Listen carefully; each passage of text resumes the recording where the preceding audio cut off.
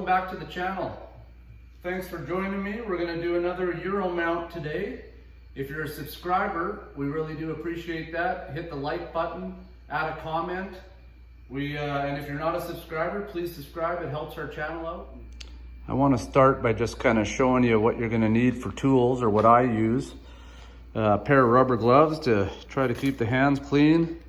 I use a Havalon skinning knife. Now these you want to be super careful with. Those are surgical grade blades on there. Super sharp, but really do the good job. I also like a stiff blade knife for those hard to get to places.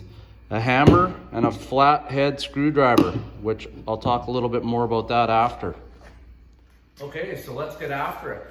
We're gonna first of all just take all the hide off the ears and expose the jaw.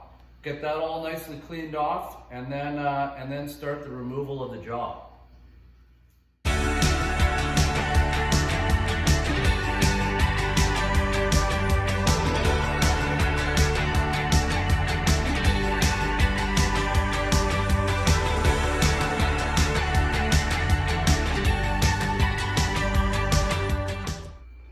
So there we have it. All the fur has been removed from around the whole head. We'll do some cleanup around the bases there at the skull. And now we'll remove the eyes.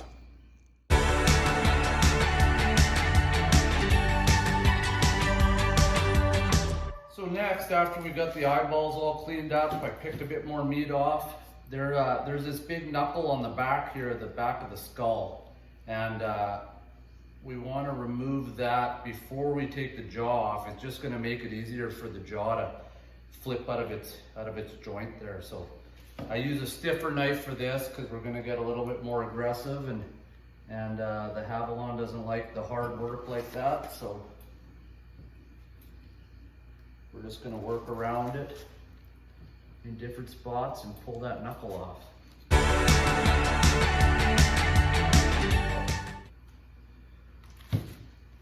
So now, as you can see, that loosened up. That jaw's got a lot more movement now to be pulled out.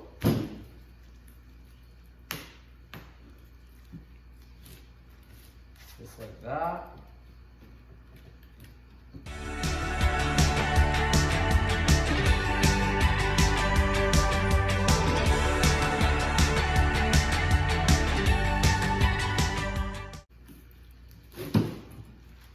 And there we go. The jaw's off, the lower jaw. The hide's off, the eyeballs are gone, the bottom jaw's gone, this back knuckle's gone. Basically now we're gonna just focus on taking and picking as much meat as we can off the skull. It's just gonna speed up the boiling process. The more we can get off, the better. We'll get into the brain portion here in a minute, but right now the focus is just gonna be cleaning the skull the best I can with the knives I have. So a lot of people find the brain to be one of the harder things to get out. It can be a bit difficult at times. One of the biggest tricks though is right here. There's an ear canal on either side, and if you take your flathead screwdriver and poke it in there, and then just pry it this way, and on this side you're going to pry it this way, you'll pop those out. And what it does, it gives you another access hole to get the brain matter out of the skull. So what I typically do is I take my knife and I kind of break the brain up through the opening in the back here, and then whether it's a sink or pressure washer, it'll all just wash right out of those holes there.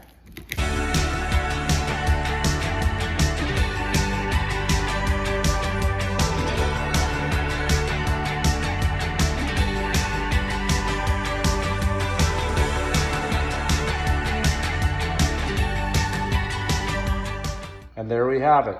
He's all cleaned up and now ready for the boiling process. Here we are, filling up the tub with water. As you can see, I wrap the antlers in saran wrap. Use a little duct tape to make sure it stays in place. The Saran Wrap just kind of stops the steaming. Sometimes I do get the antlers lightening up on the back side, basically from the heat and the steam coming off the water in the pot. And so this stops that from happening, keeps the antlers a nice dark color. I'll fill the water up till the skull is completely submerged and put it on the stove at about 160 degrees for a couple hours. I hope you can keep a secret. Denise is away on work, therefore I'm boiling this in our kitchen on our stove. It's about -1 outside, so it's just way more comfortable to do it in here. We use Dawn detergent to break down some of the fats in the meat. It just helps break it down a little quicker as you're boiling, as well as it adds a nice aroma while it's boiling. It's not quite as smelly as it could be, as well as we add the baking soda to also just speed up the process. I'm gonna get this to a little bit of a roiling boil, which is right around 160. Again, you don't want it boiling over and making a mess. Just keep a nice boil on it. We'll watch it after about 2 hours and see how it's doing. Most likely have to pull it out, pick away some meat, put it back in for another hour or so in some fresh water, and yeah, it should turn out perfect.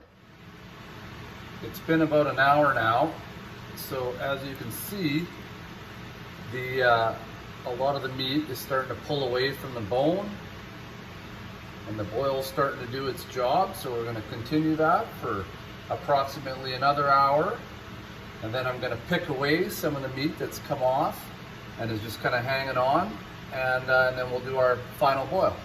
Time to take the skull out of the pot. It's been 2 hours.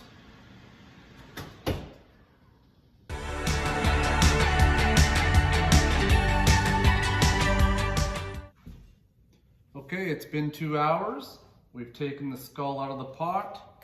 I'm going to spend some time now just picking off all the excess meat and fat that's hanging on, and then put it back in for our second boil. As you can see, it's pretty cleaned up and ready for its second boil. This boil, I usually hold it at about 140 degrees. And again, I'm going to add some Dawn detergent. Just a little bit of this added to it to help break down that last little bit on the skull. No baking soda this time. 140, 150 degrees, probably another hour, and we should be looking good. Okay, it's ready to be removed. It's turned out really good. I'm just gonna allow it to dry off now, and I'll pull all the cellophane and duct tape off around here. We won't need that anymore. Gonna give it a real nice rinse off under the sink, dry it off, and then start the whitening process. For the whitening process, I use this Redken product. It's fairly high in hydrogen peroxide, which is what you want, which is what whitens the skull. This particular stuff is a gel product. You can get it at your local salon store or salon supply store. I just pour it all over the skull, make sure you don't get any on the actual antlers. And then I take a paintbrush here and I just kind of rub it in and make sure it gets into all the little nooks and crannies that it doesn't get into when you just pour it on. And once you're done getting it completely covered, I'm gonna leave it in my garage where it's above zero. It's nice and warm in there, so I'm gonna leave it in my garage and let it sit for 24 to 36 hours. Sometimes, depending on the skull, I'll leave it for up to 48 hours. I typically like to leave it outside in the sun.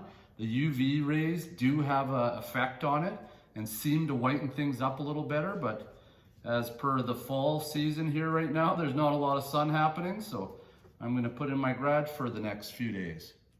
Well, it's been 36 hours and I'm really pleased at how it's turning out.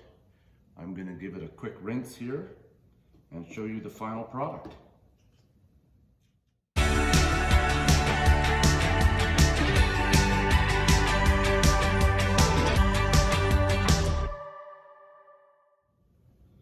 Oh wow, super happy how that turned out. Looks great.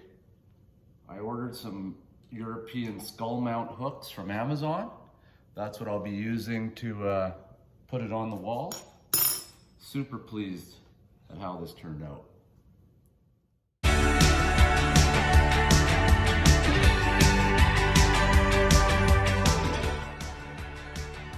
And there we have it.